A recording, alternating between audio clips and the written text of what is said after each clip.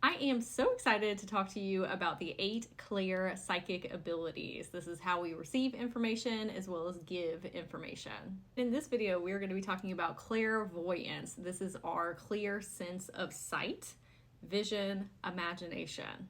When we think of clairvoyance, a person that comes to mind might be That's So Raven. It's a TV show, I think it's a Disney show, a show where a teenager receives psychic insight about future events and she sees them very vividly in her mind's eye.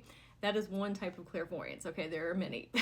Some people see things outside of them. They can see past loved ones, ancestors, different beings like unicorns, dragons, fairies. They can see into different portals. You can see people's auras or ascended masters. That's not the case for most people. Okay? Most people see things inside of their mind's eye or their third eye. One of the reasons is because there can be some fear surrounding seeing things like that outside of you. Because you might have been able to see spirits as a child, which I was myself, but actually cut off my gifts because I didn't have anybody to talk to about that. Okay, and I could see shadow beings. And I grew up in a very religious household, and so that was very much not okay to be in the realms of these things. Or, society will paint a picture of how things that we don't understand are evil or how they can potentially hurt us. And so there can be some very deep rooted programming in there as well. Or maybe clairvoyance isn't one of your strongest gifts, but it's definitely something that you can attune yourself to and get more proficient at. Now, do you want to see things outside of you? Maybe not. Just because you have clairvoyancy doesn't necessarily mean that you have to see things out here. It also means that you don't have to see things in your mind's eye as far as spirits or beings or entities or ascended masters or past loved ones. You have autonomy over your body, okay, and over your mind. You get to decide what you attune yourself to, okay? Being able to see things with clairvoyancy can help you with some manifesting, getting on your most optimal timeline, getting in the career that you want or the relationship. It doesn't always necessarily have to be in the realms of, again, seeing different types of energy bodies. So this is where you have to kind of do a deep dive in self and say, what exactly do I want out of these spiritual gifts? Not just clairvoyancy, but all 8. Okay, you get to decide how you interact with your spiritual gifts and abilities and what you want on the other side of them. So I always like to say that because everybody's at different places and spaces on their journey, and maybe that's not your modus operandi. Okay? But if it is, working with your clairvoyant skills and learning how to attune that and how to perceive things more clearly can help you either see them within your third eye or outside of you as well. So we're going to go over some signs that you might be clairvoyant. You receive intuitive information visually through pictures, colors, imagery, and symbols. You can see images of past, present, and future events. It can be in your own life, other people's lives, historical things that have happened, or the collective experience as a whole. Once you learn how to develop your clairvoyance abilities, a beautiful thing that you can do for others is help them see further down their timeline.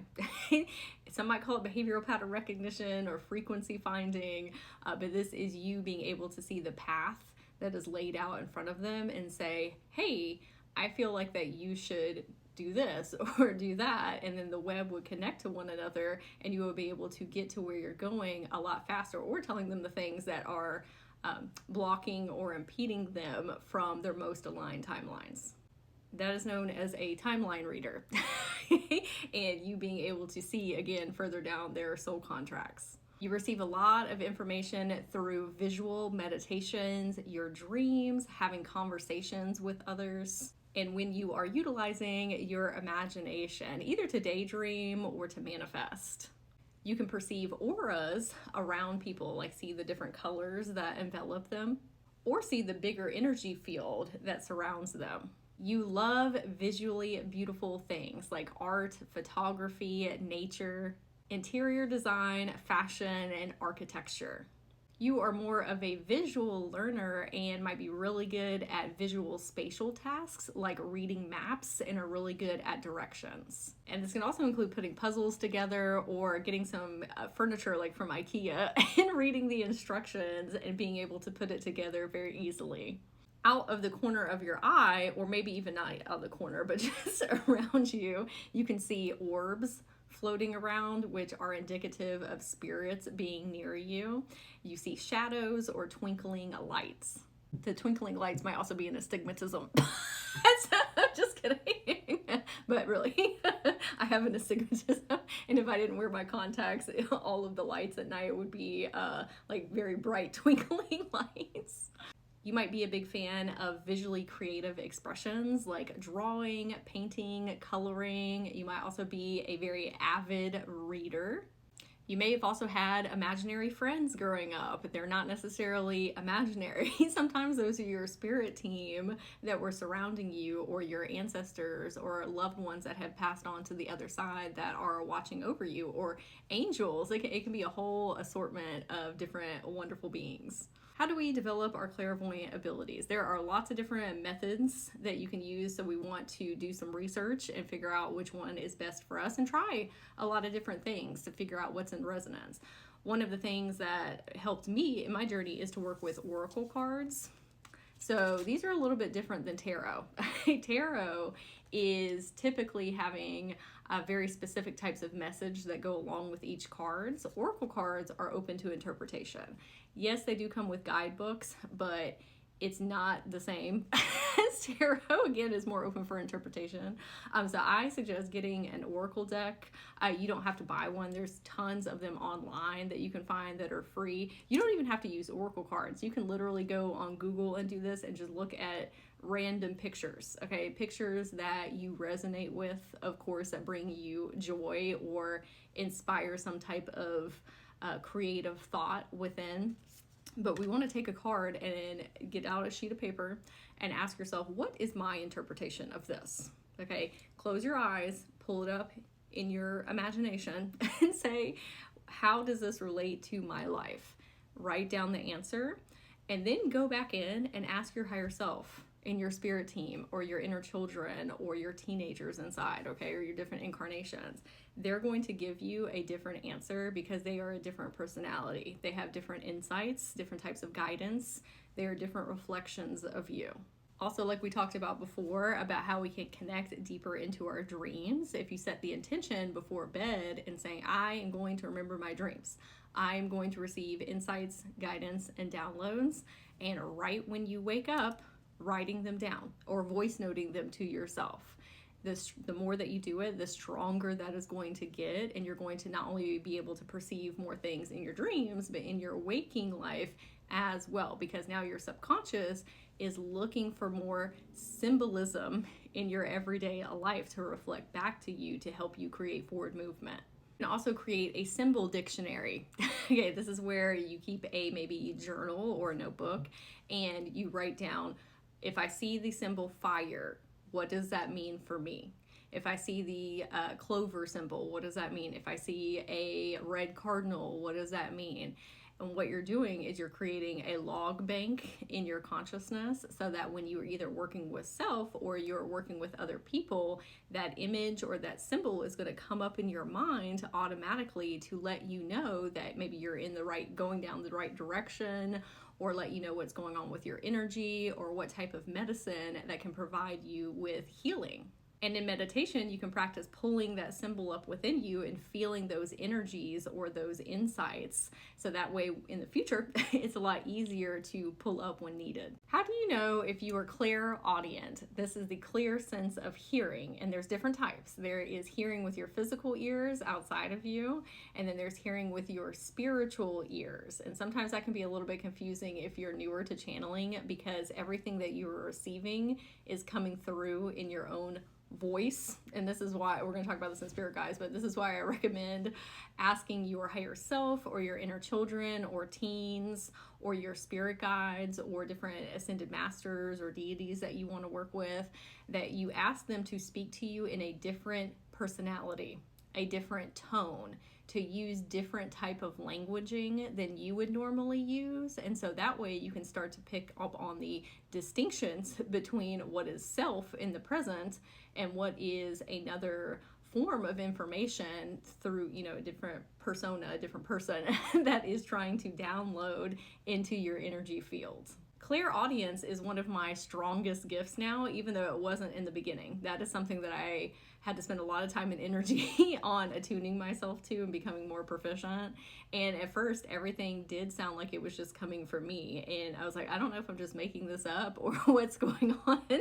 But when I asked all of my team, spirit team, and whatever that means for you, to speak to me in different types of ways, it helped so much because I could pick up on, this is a lot different than my core personality. These are things that I wouldn't typically say, you know, like positive things, but just in a manner that is not coming from this sage right now. And that is in the same context for working with clients. You might hear all of the information coming through in your own voice, but when you learn how to pick up on these distinct differences between personas, so much easier. But you have to ask. You always have to ask things like this, because spirit guides, inner children, teens, your higher self, ascended masters, deities, they're not going to do anything to step on your free will.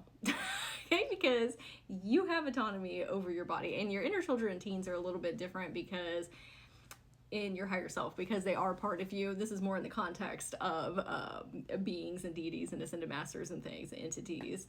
You have to ask what you want of them and give them permission, and so that they can come in and speak to you in different ways. You got to give them directions. Okay, but that goes the same for your inner children, teens, higher self as well. Like, if you tell them, hey, I want to interact with you in this way, they are going to shift their energy and the way that they respond back to you. So how do we tell that we are clairaudient? You can hear whispers from the spirit world or the ethers, like conversations or whispers, even when there's nobody around you. Okay, this is like not you being in public, obviously, but maybe in public as well. You could be around a whole lot of other people and then hear things in your physical ears or in your spiritual ears, your internal ears, and nobody is actually talking outside of you. And we can get into some things about telepathy, of you being able to read people's minds or hear the things that they're saying within themselves, even if they're consciously aware of it or not. A lot of empaths and lightworkers are able to pick up on people's thoughts, feelings, and emotions, but also things that are going on in their subconscious. You can hear the depths within them that they may not even be privy to. Sometimes that's what creates dissonance between us and others, because we're on two different planes of existence having a conversation with one another. Because you can hear the things that are not being said, and sometimes that person is aware of those things and sometimes not. You might hear your name being called even though nobody's around you. It can be your higher self trying to get your attention, or your spirit team.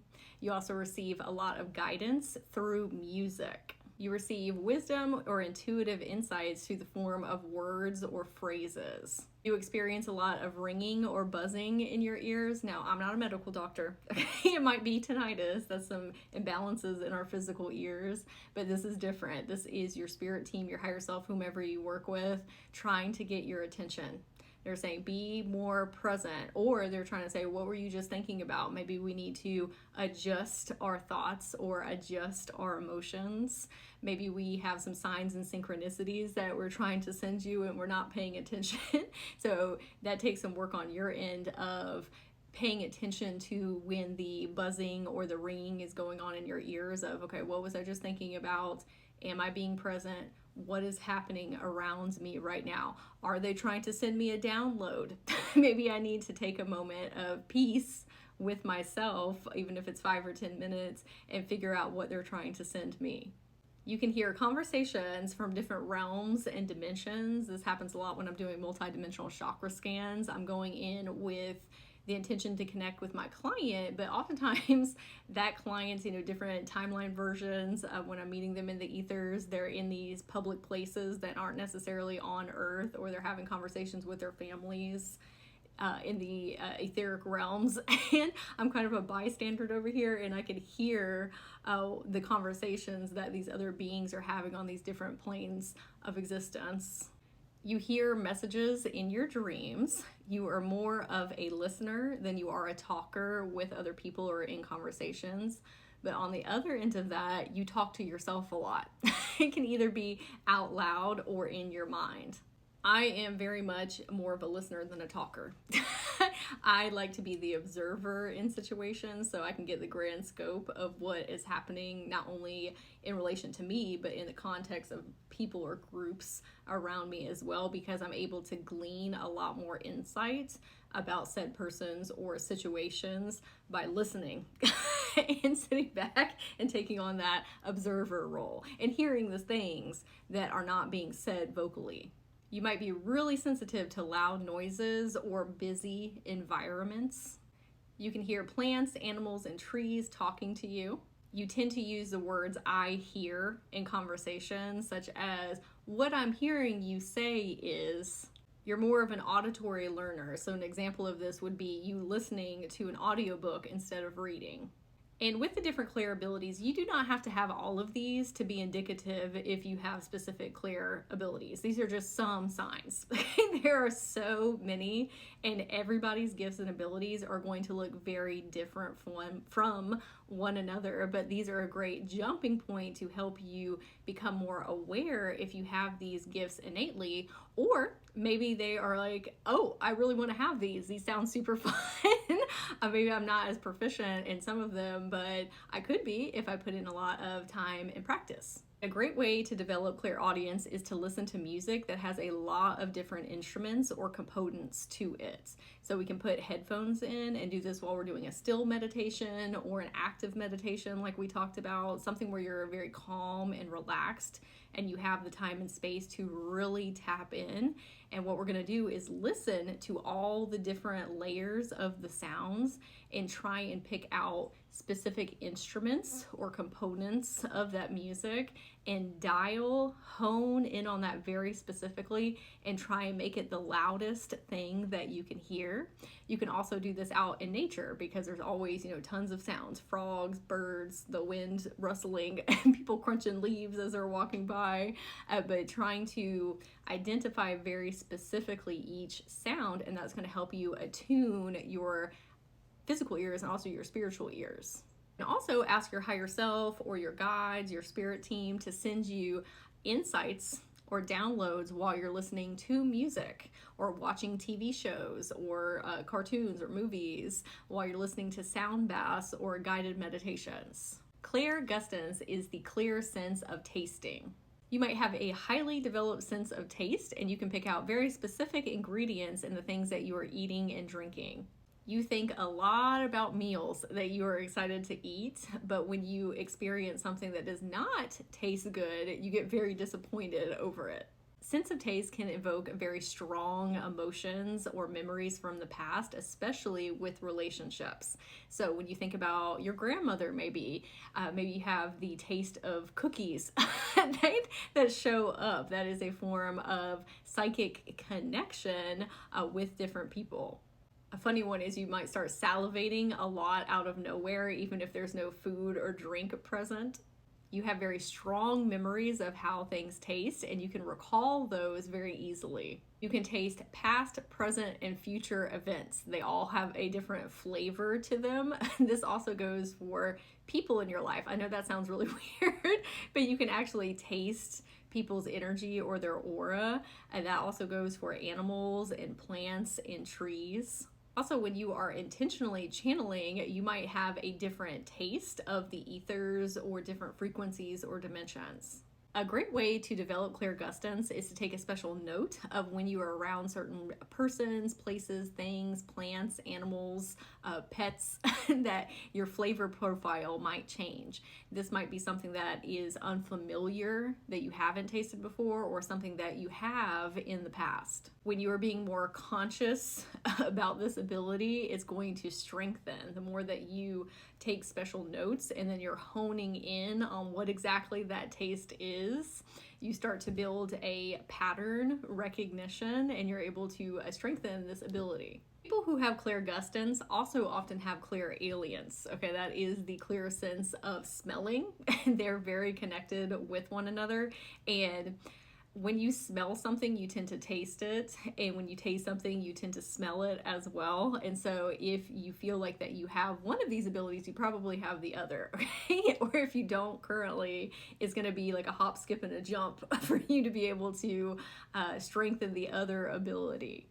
Also working with your throat chakra for clairgustance or clairalience or clairaudience, because this is all connected in with one another. So you can go in meditation and envision your throat chakra opening, that blue energy, and enveloping you and setting the intention of, I want to amplify my throat chakra in relation to whatever gift that you are working with, whether it is clairgustance, clairalience, or clairaudience. It is going to help you deepen your resonance and understandings of these gifts. Claircognizance is the clear sense that goes beyond logic and reason. You tend to know things are true rather than feeling that things are true. And you can have both.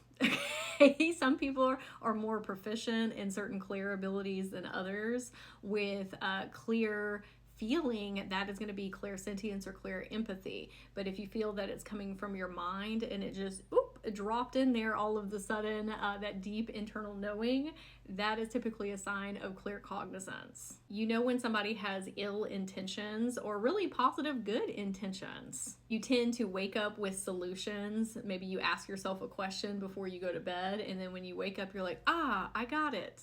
Your gut instincts are almost always right.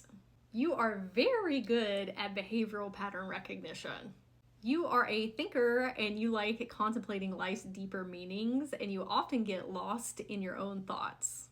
You prefer self-learning opposed to somebody else teaching you something. And not in all contexts, because it is really nice to have a guidance from others, but for the most part, you are very self-accountable about obtaining your own knowledge and wisdom and understandings of things. You enjoy writing and have the ability to weave words together beautifully. You understand language and the power in storytelling. You're able to invoke emotions through your written expressions. You often interrupt other people because you know what they're going to say. You often have random ideas or solutions that pop into your mind, and you also know the outcome of situations before they happen. A great way to develop claircognizance is to do automatic writing. This is when you get out a sheet of paper and you just write whatever comes to mind. And you can actually take it a step further and ask your higher self or your spirit team or different animal consciousness, your higher awareness, ascended masters, deities, whomever you like to work with. You can ask them a question and see what comes through. Or you can find journal prompts and put it at the top as a header and just let everything flow through. Remember that claircognizance goes beyond logic and reasoning. It's just an internal knowing. So oftentimes what trips up our claircognizant abilities is saying, I feel like I'm just making this up, or this is not right. This is where automatic writing comes in, is really beneficial because it's not being graded. It's not like you're having to turn it in. Nobody else is looking at this. It's a way to tune in to that deep internal knowledge and wisdom that you hold. And it's not even just what you hold. Claircognizance is able to pick up on bits of information from different frequencies, different timelines, different dimensions. You have access to a lot of knowledge and wisdom that is outside of self. Lastly is to pay special attention when you are right. When you had a prediction about a person, a place, or a thing, whether it is negative or positive, that is your claircognizant abilities coming in to help you out. So when you pay more attention and put your self-awareness on the fact that your gift is working for you, the stronger that it is going to get, because you're learning how to trust yourself on very deep levels and trust your abilities.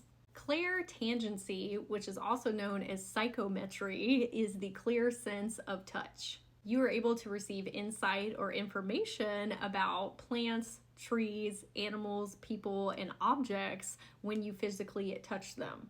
Or you can receive it through a hug, a handshake, or sitting in a chair that somebody was previously sitting in. Someone may brush up against you. You can hold a photograph of someone or their jewelry or an item of clothing. You prefer to learn kinesthetically. This is hands-on learning. You have to wash your hands very often because you are picking up on all of this energy through them. So we need to do a lot of clearing. And I will say, for my people that have OCD, okay, or OCD tendencies, over washing your hands can do a lot of damage to your skin. And so there's different ways that you can clear the energy from your hands. Okay, we can clap. I'm gonna do it, so I didn't want to speak to you. Okay, so you can clap, and you can do that several times and saying, I am clearing my energy. You can shake your hands like this. You can get some clearing spray like Florida water and just spray that over yourself. You can utilize Palo Santo, incense, or sage and use it around your hands. Or you can simply speak into your hands and say, I clear anyone or anything's energy from my hands that are not mine. And not just your hands, you can do it as your whole body as well, because psychometry or clairtendency, yes, a lot of the energy comes through our hands because we have chakras within them, but it goes for all of your body. Okay, so you can get up and shake everything, or again, utilize those tools that I mentioned before, like sage and Palo Santo, or incense, or clearing sprays, or do grounding and clearing meditations. People with clairtendency often feel very drained when they go into antique stores or secondhand shops or pawn stores, especially when they are touching items that people have previously owned, because everything holds energy. And if it's utilized a lot, like jewelry or clothes, you may have to take some extra measure to get somebody else's energy off of your own fields. That also goes if you receive a gift from somebody and you feel like you need to rehome it or donate it after you receive it. It might be holding a lot of their own personal energy that you are not resonating with on a frequency level. And so that might be why you get that urge sometimes. If you have felt those urges before to get rid of things after you receive them, you don't always have to do that. Sometimes you can simply do clearing activities like we talked about previously with them, like doing a grounding or clearing meditation with the object or the gift. You can use incense, Palo Santo, sage, or clearing sprays. And a way to develop clairtendency is when you put your hands on something, whether it's an object, a person, a animal, a plant, a tree, is to notice the sensations that come up in your body. Maybe you see certain images or colors, or you have certain smells or tastes. You might receive different symbols or hear different insights. And when you develop this gift on a deeper level, you don't even actually have to touch things physically. You can go into the etheric realms if you do Akashic type of work, or going within people's chakra fields or their light bodies, and you can actually touch persons, places, or things, or animals, plants, trees in different dimensional spaces, but you're touching them etherically with your energy hands instead of your physical hands, and you can pick up psychic insight that way as well.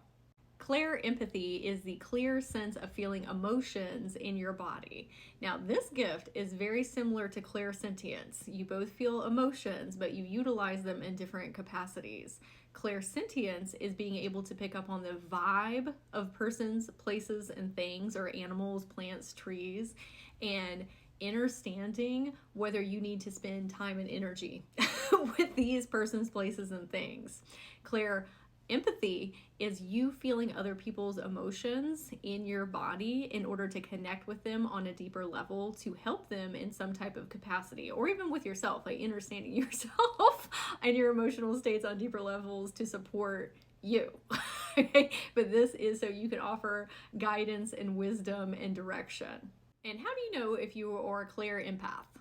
You are very sensitive to your feelings. You have very strong responses to your own thoughts. They can shift your emotional state very easily, whether that's positive or negative.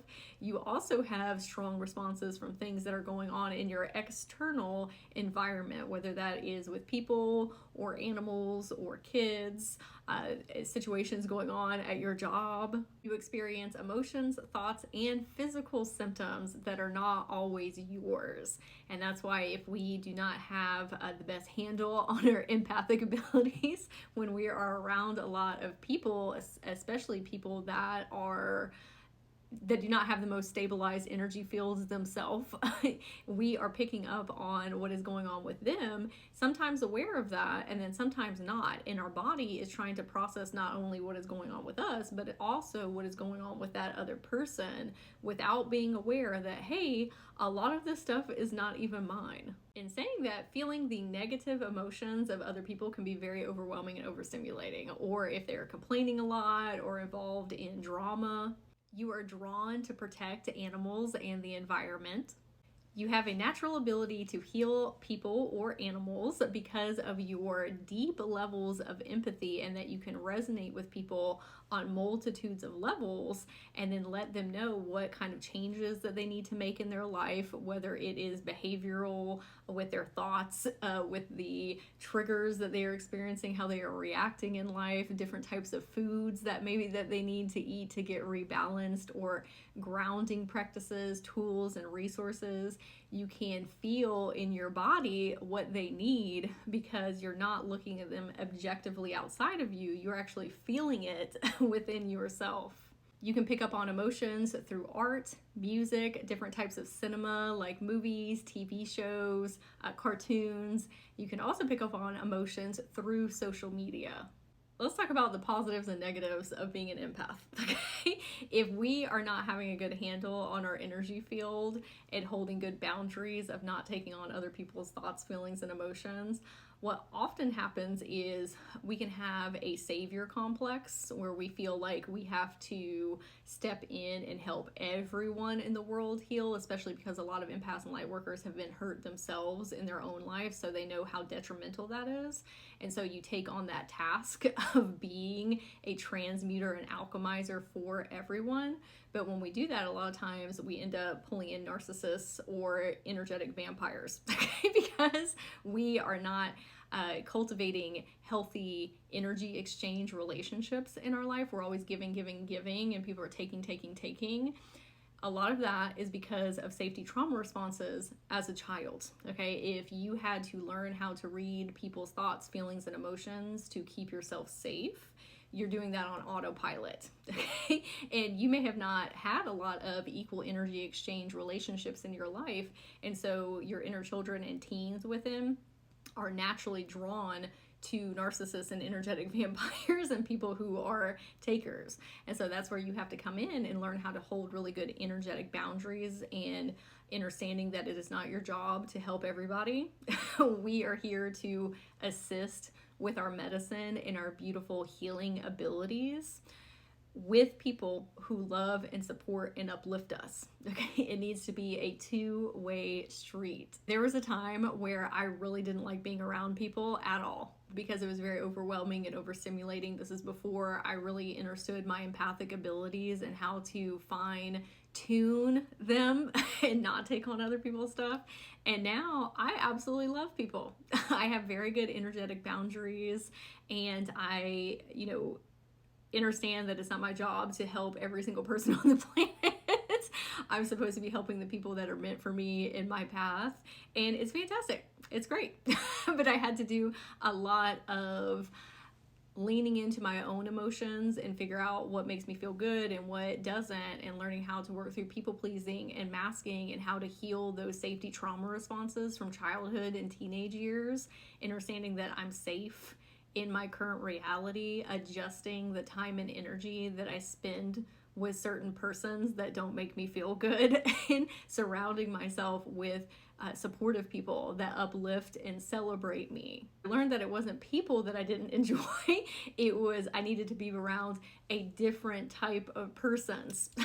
And I did that through all the self-healing work and learning about energetic boundaries and loving myself on deeper levels and working on my self-concept and what I am willing to let into my life, especially in my inner circle. And some things that you can do to develop this is, one, working on your energetic boundaries, okay? Saying no when you don't have the time and energy for things, or reinvesting your time and energy in relationships that are being beneficial in your life. Oh, 1, 2, 3, 4 on my phone. Asking yourself when you interact with somebody, how did I feel before we had a conversation?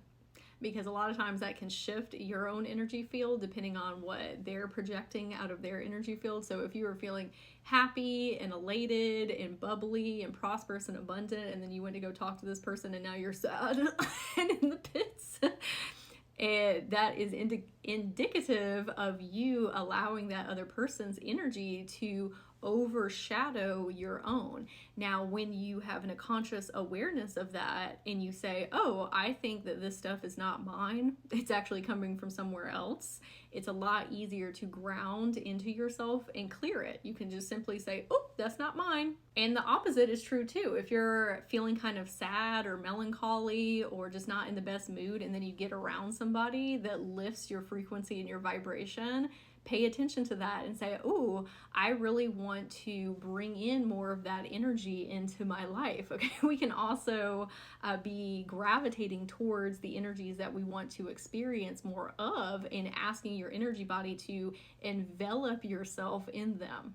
Take notice before you go into a store or a restaurant next time. How am I feeling right now? And then go in and do whatever you're going to do, whether it's sit down and eat a meal or go shopping for some clothes or groceries. And then once you come out of the experience, ask yourself, okay, how am I feeling? And this can let you know if there were some energies within those places and spaces that shifted your own field.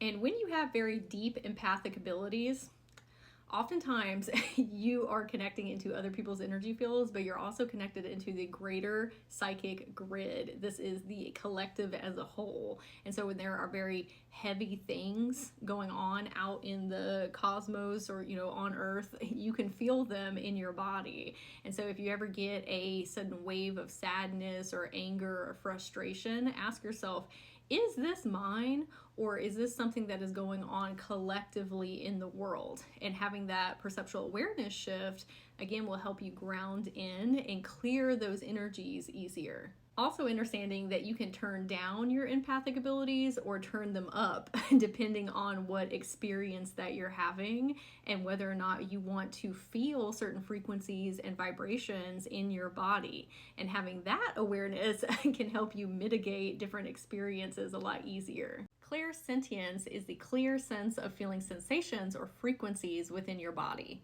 You can feel the vibes of persons, places, animals, and spirits.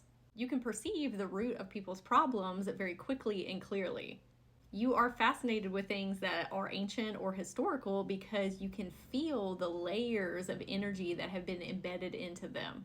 You might be a social butterfly because you can feel the different ways in which people like to connect. You gravitate toward places and spaces that are very bright and airy because you understand that places that have a darker type of lighting and are very crowded by people tend to have a lot of heavier energy surrounding them. You are ahead of your time because you realized how impactful quantum and spiritual topics were going to be in the collective. You do not trust what you're told or what you see on the surface. You trust in what you can feel. You may avoid shopping in certain places or eating at certain restaurants because of the way that you feel when you're there. And the opposite is true too. You might gravitate towards certain stores or restaurants because you feel like this really welcoming, open, airy energy. You can clearly feel other people's intentions, and it may not match up with the things that they're saying. Okay? Or maybe they're not saying anything at all, but you know that they're coming from a place of love and unity consciousness. You feel when something is off with a loved one, the vibes are off, or you can tell that they're going through something without them even having to explain, or sometimes you can even predict that something is going to happen in their life. We're very sensitive to the environments around you, particularly in your home space, or maybe if you have an office that you work at, and when things change, it can affect you very negatively or positively. You might have a difficult time shopping in thrift stores or antique stores because you are picking up on everyone's energy that was left over on the clothes or the items. A great way to develop this is to start cultivating a self-awareness about your feelings and your emotions and the physical sensations that they bring up in your body. Develop understandings about energy through learning about chakras, light bodies, auric fields, or how your energy field works around you. Grounding is so incredibly important for people that have clairsentience because you are an open channel to receive so many different frequencies as you go throughout your day that sometimes we can hold on to those. And so we need to be practicing a lot of clearing modalities, whether that's meditation or doing Reiki or light language on self, imagining that you have tree roots growing into the earth, or you can ask your higher self or your spirit team to help do a cosmic clearing, cosmic wash on you. Learning how to set good energetic boundaries. This is understanding what are your feelings and emotions opposed to other people's feelings and emotions, and not feeling like that you have to transmute everybody else's stuff. Okay? And it's learning that it's okay to say, I do not have the capacity for that right now. It's also not your responsibility to heal everyone. Learning how to have behavioral pattern recognition with your own energy. So when you are around certain persons, places, things, objects, animals, what are the emotions and feelings that are coming up? If we're getting something that doesn't make us feel good necessarily, we need to be paying attention to those things and then gravitating towards the things that really light us up and bring us a lot of joy and peace.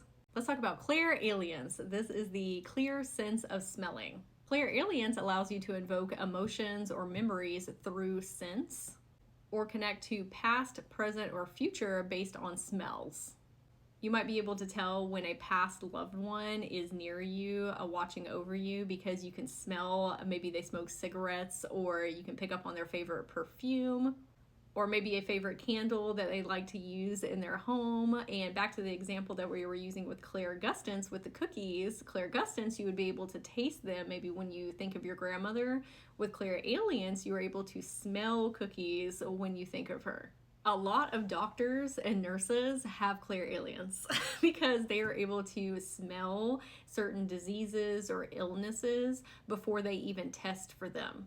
There have been many times that I have taken my son to the doctor and the doctor will smell his breath and I was like, oh, he has strep throat. or he has some type of like sinus infection going on. You can also have a highly developed sense of smell where you're able to pick up on specific ingredients in the food that you're eating or the drinks that you drink. You might get a tingly sensation in your nose when you are intentionally channeling or intuitively channeling. That happens to me a lot. It helps me know that I'm on the right path, and it's a not an odd sensation necessarily, but it just comes out of nowhere and it kind of like, oop. That's a good indicator that I am saying the things that I need to say, or maybe I need to dig a little bit deeper and like root out the messaging. If you sneeze a lot randomly, that might be a sign from your higher self or your spirit team that they're trying to get a hold of you.